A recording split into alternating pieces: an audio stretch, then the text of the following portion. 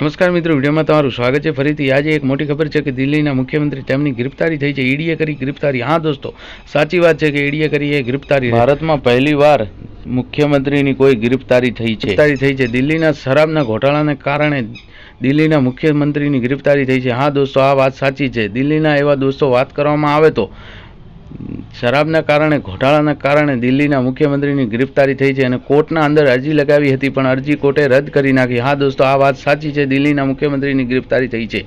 હા દોસ્તો, સાચી વાત છે કે દિલ્હીના મુખ્યમંત્રી શરાબના ઘોટાળાને કારણે ઈડીએ કરી ગિરફ્તારી.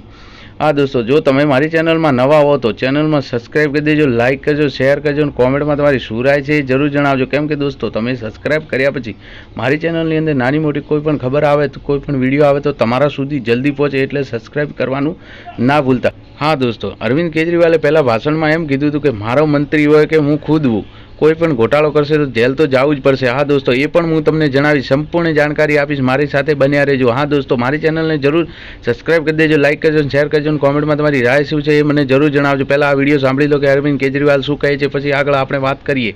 હા દોસ્તો, અરવિંદ કેજરીવાલની ગિરફ્તારી સાચી વાત છે કે कल को अगर मनीष सिसोदिया चोरी करेंगे तो मनीष सिसोदिया केजरीवाल का कुछ नहीं लगता, उसको जेल जाना पड़ेगा.